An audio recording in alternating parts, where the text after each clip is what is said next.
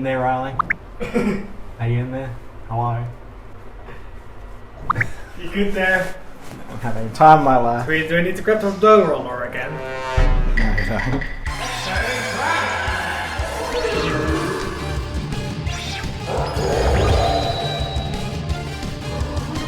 What's up guys, I'm DragonBeaz, he's Danny Derrick, and it is time for another cooking video. October is the final month of Gen 8. Sword and Shield obviously being the main title there with all the other games that have come out. The iconic dish from that is of course... Curry. Curry, yes. So today we're making what is the equivalent of the basic curry, which is like number 1 in the decks. There are variations then, you can just add like toppings, you know, like there's the sausage one, there's the burger one and that. So first things first, you need to peel your carrots. So the basic curry recipe, obviously in the series, it's based on berries, but we can't do that. Otherwise that would be a very strange curry. So this is a replication of that. So it's actually vegetarian. It is a vegetarian recipe until you start adding like meat to it if you want to, or that. And that's the thing, you could just add some chicken or some beef or that to the actual curry itself. You just want to cut it into nice sort of little chunks. Not too small, not too big. Like that. We're going to toss all of these vegetables in some oil, and then they're going to be put in the oven and roasted while we're doing the rest of it. This is purely optional. I don't particularly care whether the potatoes are peeled or not. Peels don't bother me with potatoes, so if you don't like potato peel, peel them. Or if you like a more rustic flavour. I was going to say that. I mean, they don't impart an awful lot of flavour, but it is rustic. Is a very good way of describing it. Thank you. So there's 8 potatoes, 3 decent-sized carrots. Now, don't be intimidated by this recipe because there is a lot of spices and stuff. It seems like a lot of ingredients, but it's actually not complicated. The other thing is mushrooms. Just cut your mushrooms into probably quarters would be plenty. Around 8 decent sized mushrooms. If they're a bit smaller, use a few more. Try and use a mushroom that's got a bit of flavour to it, like a nice brown mushroom or a portobello mushroom would work well as well. And then just put them on your tray, flatten them out kind of so that they're fairly even, and then put it in the oven. I would say it's probably going to take 25 to 30 minutes in a preheated oven. So in the rice, we have 1 onion. You can use red or white. I quite like red because it's I prefer red. It's a milder and sweeter flavour. If it's a big onion, just use half an onion. Like, you don't want to have too much onion. You don't have to be super fine about it. It's rustic. Just think of yourself in the wild area, the majestic wild area.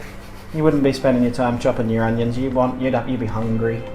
So in this pan, we heat the saucepan up at the back. About 2 tablespoons of butter. So we're making turmeric rice to go with it. So approximately that much butter. So all the ingredients, the quantities and everything will be on the recipe. We get that butter melted and heated. We throw the onion in, cook it for a little bit. Then we also will be adding. We're going to be adding turmeric. This is what helps give the rice that distinctive yellow colour. Get your butter melting. Throw our onion in there. Get that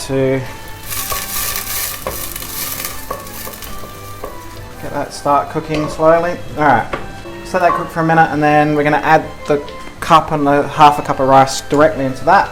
So you just want to, let's say, toast your rice, almost like you do with risotto.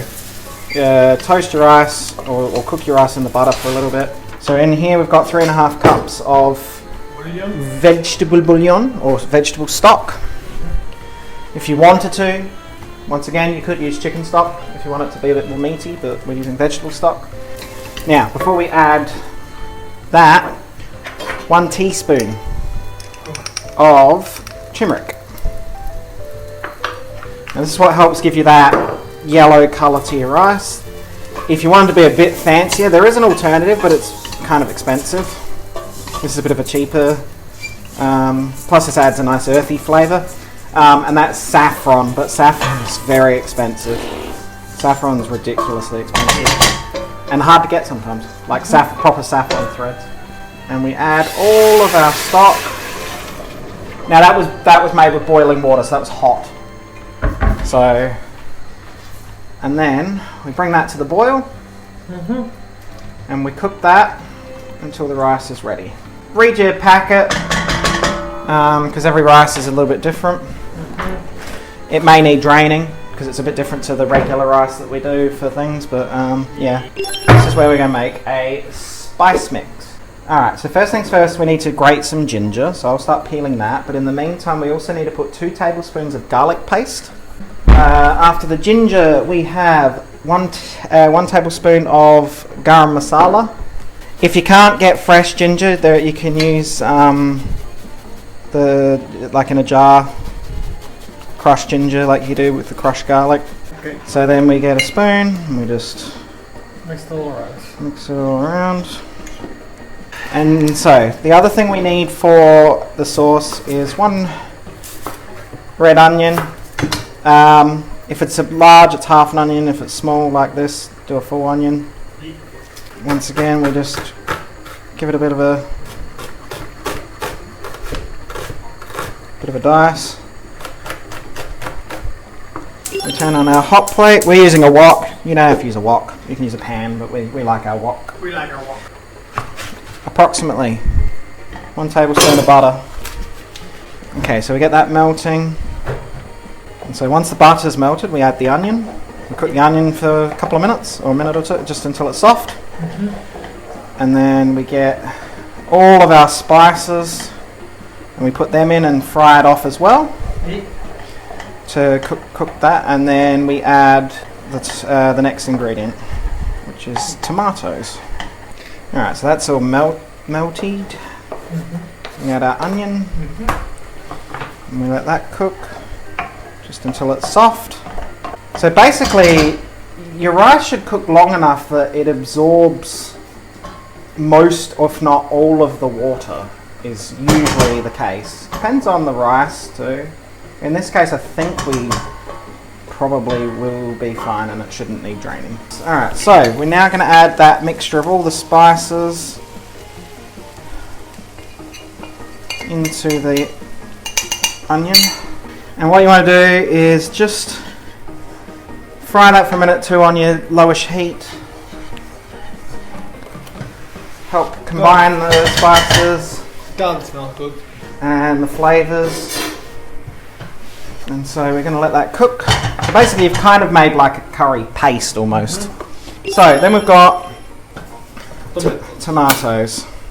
So these are whole and peeled tomatoes. You can use diced. A cup of Bouillon. vegetable bouillon. And you're going to add that and mix that together. And that will help also break the sauce up. And then we're going to add our tomatoes, and there we go. Lovely sounds. Beautiful sound. Exactly what Danny's doing here. Just break your tomatoes up, and as they're simmering they'll also start to break down a bit. But like I said, if you want to, you can use diced. That's purely a personal preference. Once that's simmered, let that simmer for about 15 minutes. And then we'll be back to show you the next step. Alright, so vegetables are nearly done. Sauce has been simmering for about 20 minutes or so. As you can see, it's reduced a little bit as well. It's combined, and you can also see on the camera our beautiful Tumeric rice. Okay, so you need about 1/3 of a cup of yogurt, plain yogurt, Greek yogurt, whatever you can get. Do this as the last step before you're adding the vegetables and everything. Don't cook the yogurt in it. You just want to stir it in, which helps with the lightening of the colour. Gives it a nice sort of richness to it as well. 2 tablespoons, I'm obviously not going to measure it because I'm chefy in that, of honey. Honey. Which will help balance out some of the flavour as well. Now you just want to mix that until it's combined. Keep it on a very, very, very low heat. Like a very low heat. And that is basically the sauce. Done. Now we're going to get the vegetables out of the oven. So they've got a little bit of colour to them. Just drop all of your roast vegetables in there. So you've got your mushrooms, you've got your potatoes, and you've got your carrots. So basically you want your vegetables to be cooked until they're tender. You don't want them to be mushy because otherwise they'll just break apart. You want them to stay together. But you don't want them to be crunchy either. You don't want them to get a divorce. Well, if you want to do the cheesy version of this, you get a wheel of brie, you put it in the oven for 5 minutes and let it melt, but don't cut it because obviously it will just ooze on the plate. And then you can put it on top of your curry and cut it and it will just melt, We're going to get a nice helping of Tumeric rice, a nice helping of sauce, curry, just a little touch of that on top, and as you can see the heat from that will melt. Also got some fresh parsley because chefy stuff. There is the curry, the basic curry from Sword and Shield. So Danny and I are just going to have a little taste. Even though this is actually going to be our dinner later on, I think it's important for us to taste on camera so that you can see that we are eating it. Whoa! Oh my god!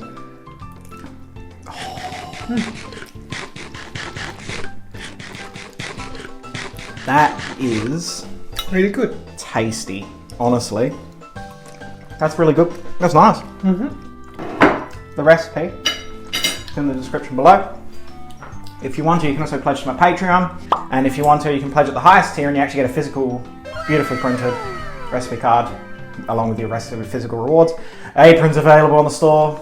Let us know what you think, and if you make any of the recipes we do, let us know. Share some pictures in Discord, on Twitter, whatever you want to do.